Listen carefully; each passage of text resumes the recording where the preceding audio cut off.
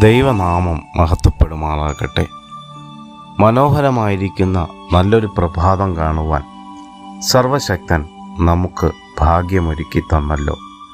അനേക പ്രിയപ്പെട്ടവർ ഉറങ്ങുവാൻ കിടന്നു.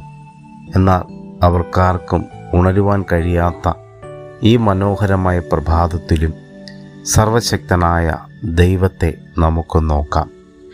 സങ്കീർത്തനങ്ങൾ 34:18 ഇങ്ങനെ പറയുന്നു: ഹൃദയം നുറുങ്ങിയവർക്ക് യഹോവ സമീപസ്ഥൻ, മനസ്സു തകർന്നവരെ അവൻ രക്ഷിക്കുന്നു.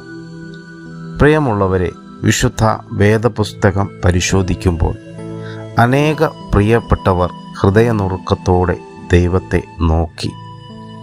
മനസ്സു തകർന്ന അവസ്ഥയിൽ അവർ ദൈവത്തെ മഹത്വപ്പെടുത്തി. എന്നാൽ യഹോവ അവരെ രക്ഷിക്കുവാനിട്ടിടയായിത്തീർന്നു.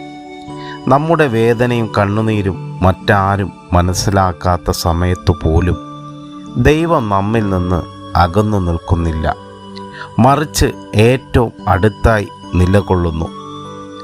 ഹൃദയം തകർന്നിരിക്കുന്ന അവസ്ഥ ദൈവത്തിൻ്റെ സാന്നിധ്യം നഷ്ടമാകുന്ന അവസ്ഥ അല്ല. അതിന് വിപരീതമായി നമ്മുടെ തകർന്ന ഹൃദയത്തോട് ഏറ്റവും അടുത്ത് ദൈവം ഉണ്ടെന്നുള്ള ഉറപ്പാണ് ഈ വചനം നൽകുന്നത്. നീ ഒറ്റയ്ക്കല്ല, നിന്റെ കണ്ണുനീർ ദൈവം കാണുന്നു, നിന്റെ വേദന അവൻ അറിയുന്നു.